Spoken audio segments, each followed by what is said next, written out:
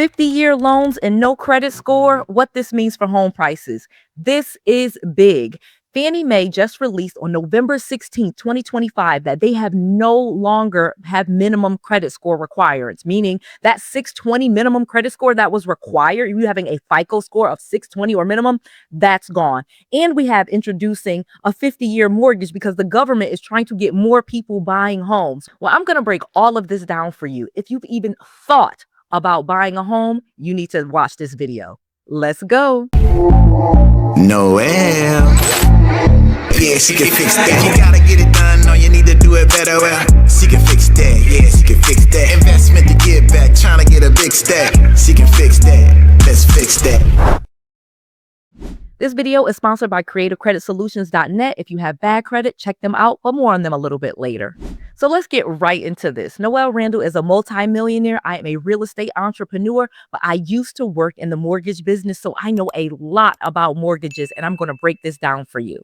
Fannie Mae and Freddie Mac are the secondary marketing agencies for loans. So they create what's called automated underwriting. So for Fannie Mae, it is called DU, which stands for Desktop Underwriter. Freddie Mac is the other company. So there's two major government-sponsored entities that buy mortgages. So you may walk into Bank of America and get a mortgage, but then Bank of America is going to sell it on the secondary market to Fannie Mae or Freddie Mac, their conventional loans.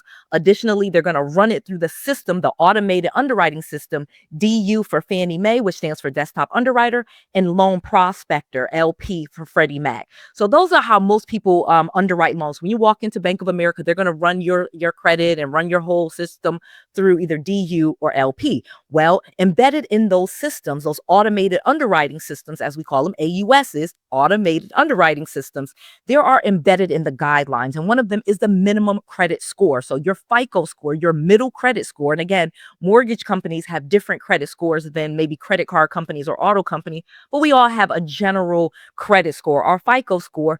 And you have all three bureaus, TransUnion, Equifax, and Experian, all three of them. And when you apply for a mortgage, they take your middle score usually, or the lower of two scores. So you always needed a minimum of a 620 credit score to get a conventional loan. Okay, just skipping over all of the details. You basically needed a 620 to get approved through DU. Well, they have come out and said that they no longer have a credit score requirement, which really doesn't change much on their side. Okay, just being honest. And even Bill Pulte, he's one of the chairmen of Fannie Mae. I talked about him in my video on 50-year mortgages because he's behind a lot of this home affordability thing. Again, that's probably his major thing. That's how him and his company, Pulte Home Group, how they make money. So they're trying to create all of these different ways to make homes affordable and to get more buyers into the market. And so, of course, credit score is one of the things that kind of kills people from being able to get approved for a mortgage. So they have now taken away the minimum credit score requirement. However, a lot of the guidelines for being qualified for a mortgage still apply. Let me explain that right quickly. One more thing. Home prices are going up. Like I said, they're creating all of these products. So more demand is going to equal higher prices. So you should not be waiting. That would be the dumbest thing to do because home prices are just going to get higher and higher. So you don't want to just wait all the way until the height of it, right before the bubble or when everybody's already taken advantage. You can actually fix your credit, have good credit, and get a traditional conventional loan at a low interest rate with a low down payment. That's going to be an amazing route for you to take. In order to get approved for a mortgage loan, you need to qualify. You need to have a certain amount of income. You need to have a certain amount of assets. You need to have a certain amount, your debt to income ratio. They're going to look at the collateral, like the house that you're buying. How much is it worth versus how much you're borrowing on it? And more importantly, the mortgage system is about ability to repay. How well will this person repay? And your credit score is kind of indicative of how well you've paid people in the past. So it's predictive of what you will pay in the future. Now, if you have bad credit, they assume you are not going to pay them. Again, if you have bad credit and you need help with that, reach out to my friends at creativecreditsolutions.net. Use the link in the description box. Get that free consultation. They can help you go from bad credit to good credit. They know a lot of different ways. They are not credit repair. They are credit restoration. They have helped Noel Randall, and they can help lots of other people. But when it comes to mortgage, your credit score was the biggest indicator, essentially, of your ability to repay. It was one of the factors. Obviously, how much money you make and the stability of that income. You know, if you've worked at your job for 2 years versus if you've had 10 jobs in the past year, you know, how stable your income, what your income is. You know, if the mortgage is $1,500, do you make $3,500 or $4,000 or $5,000 so that you can afford it? Or do you only make $2,000 and your debt to income ratio is too high? Again, Noel Randall used to be a mortgage loan underwriter. In fact, I could even underwrite FHA loans, which I'll talk about in just a second. But when we're talking about just straight up conventional loans, Freddie Mac, Fannie Mae loans are that, you know, loans that are going to be sold to them on the secondary market. They have to be very conventional. They're called conventional loans for that reason. They are very traditional. They want to see every document. They want to see all of your pay stubs. They want to see all of your tax returns. They want to see everything. If you've ever gone to apply for a mortgage, you know, they ask you for a ton of documentation in order to decide if you have the ability to repay this loan. And so obviously credit score was always a big factor because it showed how well you paid people in the past. As you know, your credit score is primarily made up of payment history. So if you have trade lines on your credit report, how well did you pay those trade lines? Additionally, how do you use the credit that you already have? You know, do you get credit cards and do you max them out? Most of your credit score is comprised of those two things. And so the automated underwriting system, instead of having the minimum credit score requirements, they still kind of have some of those guidelines where they're going to make sure your debt ratio is not too high. They're going to make sure you make more than, you know, a certain amount to pay the mortgage. They're going to check the collateral, the house. How well is this house doing? What's the HOA? What are the taxes, the insurance? Can this person afford to pay the entire mortgage payment? And do they usually pay? Well, you don't need a credit score to decide that. So I guess they just decided, you know what, let's take the credit score out. This will let more people be able to buy homes. More people theoretically should be able to qualify because a lot of credit scores have dropped. You know, student loans have hit a lot of people's credit report and different things like that. So we have seen a major decline in credit scores in the last quarter of 2025. Okay, so this is the idea that they can take out the credit score altogether, and more people should qualify. Bill Pulte is saying there are going to be almost no changes in the underwriting, but this is going to be a big change or a big win for consumers. Banks are still going to do the same kind of things, make sure you have the ability to repay, but you don't have to be just focused on that credit score because you could actually fix your credit a lot of times and have your trade lines where you've been paying people and you opened up new credit and you've been paying that, and yet your credit score isn't going up quite enough. Well, you're going to be rewarded now. So this should bring more buyers and more consumers into the real estate market, and more buyers means more demand, obviously, which does create higher home prices. Let me explain that. More buyers equals more demand, which actually means higher home prices. But we in America are looking for more affordability. And that is the word that is on everybody's mind politically. We need to have affordable housing and affordable homes. Well, baby, there's not a lot of money in building affordable homes. And we live in a very capitalistic society, whether that good or bad, but affordability is really big. So politicians and legislators are trying to come up with ways to make homes more affordable. So they're trying to bring more buyers into the market so that we can speed up, or I guess increase the real estate market. Again, how many homes are buying and selling, because that creates a big economic multiplier effect. Obviously, when one home is built, it creates so many other multipliers like furniture and utilities and taxes and insurance and landscapers. And I really could go on and on.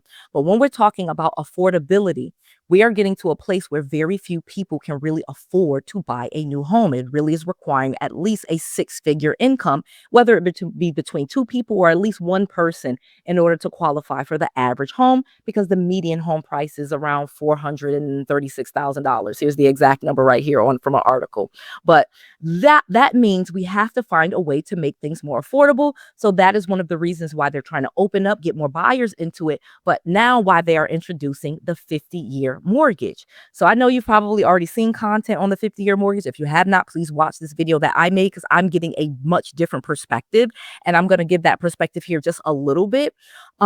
50-year mortgages will make more people want to buy a home. It will offer up affordability, and there are going to be people that can now qualify for a home or qualify for more house than they would have with a 30-year mortgage. If you spread out the payments over 50 years, then obviously the payments are going to be lower than spread out over 15 or 30 years. So a longer mortgage term will create lower mortgage payments. Now, what everybody is pointing out is that you're going to end up paying more interest.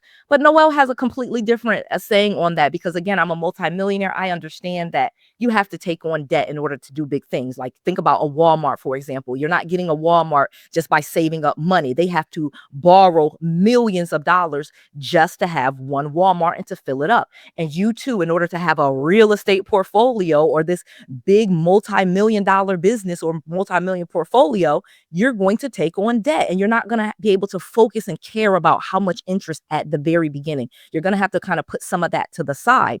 And with a 50-year mortgage, if it gets you into the house, that may be the thing that you need to do. I suspect, and I see more of the subprime stuff coming back. So like I said, conventional loans, those are qualified mortgages. After the crash happened in 2008, they came up with all of these things to try to help protect consumers. Well, this administration is trying to tear down a lot of those regulations and interject more options for mortgage so that homes could be more affordable and more people could buy them. Again, just two different goals going on.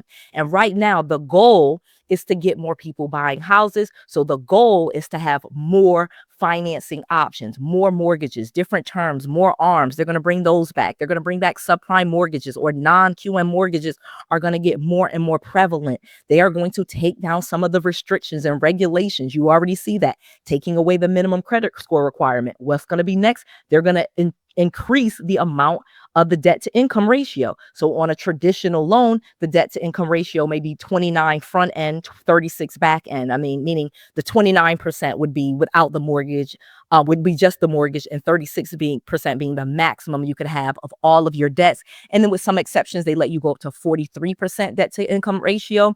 Some exceptions will go up to 45. Your government loans, they can go up to 50%. I suspect they're going to keep increasing that number where your debt to income ratio will be much higher. Because Noel Randall worked in the mortgage business before, I understand subprime mortgages and all of the different mortgage products, and business was booming. The real estate market was going crazy. People were buying homes like crazy. More people could get qualified. Home prices just kept going up and up until the bubble burst. Well, we're going to be seeing that again. Obviously not in 2025 or 2026, but as you see all of these new loan options coming in and the regulations start to go down, we're opening back up the world that we saw in the 2000s with the subprime boom. That is what's actually happening now. And they're just introducing these things kind of one at a time. As I said, the 50-year mortgage is not that radical of an idea, because when I was approving mortgages back in 2003 and 2004 and 2005, I was handing out 40-year mortgages on the regular that ballooned after 30 years. I suspect that's what they're going to do with the 50-year mortgage. And I suspect that the GU and LP, those automated underwriting systems, are actually going to get more and more lenient. And so more and more people do qualify for mortgages. So what does this mean for you? This means you should buy a house. Remember, conventional loans require you to only put down 3%. They have a 97% LTV mortgage. They have a 95%. They have a 90, 85. So again, that means you have to put down less and less money. So if you can get a 97% conventional loan, you only have to put down 3%. That is something that you should strongly consider. You should get yourself a house. Okay. I don't know where people are getting these crazy numbers that show that renting is better than owning a house, because it doesn't factor in the appreciation, because in most cases, they don't even know what the home will appreciate to. And in many cases, I've seen one of the guys, he's completely over exaggerating the maintenance of a house. I don't know what house he bought, but some of those numbers were grossly exaggerated. And in many cases, owning a home is something you have to do. You have to live somewhere. And as an adult, you don't get to live somewhere for free. So if you have to pay for somewhere to live, like rent, you might as well just pay the mortgage. The numbers have been done over and over and over again. Noel Randall has 2 master's degrees. I am not making this thing up. So you have to get in. And for many of us, we have a different legacy of wealth that we are trying to create. We don't have maybe some other people's cultural and traditions and legacies that they have, where wealth was passed down from other generations. We are in a different position in America, and we are working to establish and create generational wealth. And that requires owning real estate. That requires owning businesses. So you have to be in the position to do it, and you have to actually take action. You're not going to be able to save your way to rich. You cannot budget your way into wealth. Okay. You have to earn a lot of money, and you have to own assets. Plain and simple. I'm not going to go in here and argue about, do you have to pay interest? There's a lot of interest on a 30-year loan. If I'm being really honest with you, if you take out a 30-year mortgage and you paid all 360 payments, you paid a ton of interest. But more importantly, what did you gain in appreciation? What did you gain in just ownership? Okay. Being able to leverage that asset. In many cases, your first property is your first investment property. And this will put you on the path to owning investment properties and owning other real estate. You have to get in the game. You cannot just sit on the sidelines and wait. And for many of us, this is an opportunity. Them taking away the credit score requirement is great. If you have bad credit, again, check out my friends at Creative Credit Solutions. They may be able to help you get a great credit score. Okay. They may be able to get things deleted off your credit, so you do qualify for all of the things that you want. You do want to be able to leverage other people's money, and it is a very wise thing to do in building your wealth to increase your personal credit score. So reach out to my friends at creativesolutions.net. Let them know that Noelle Randall sent you. They will give you a free consultation. They have helped so many students lower interest rates on credit cards, get things deleted off credit reports, get new accounts put up there. They are absolute experts. And again, this is a free consultation for credit restoration. Check them out. Take advantage of it. There is no better time to build your wealth than now. And you have to start making those moves and stop listening to the noise of people that tell you that you can't do it. Noelle Randall used to live in a basement. Today, I'm a multi-millionaire. You can do it. You can fix your credit. You can buy assets. You can be a homeowner. You can be a boss. You can do those things. I believe in you. Start taking action. Why? Because I want to make sure that you have all of the knowledge, all of the tools, and all of the resources that you need to be successful. This is Noelle Randall. To your success. Hey, okay. Please make sure you subscribe to this channel. Make sure you click that little bell so you don't miss any of this great content that I'm putting out to you at least 2-3 times a week. Go ahead, subscribe.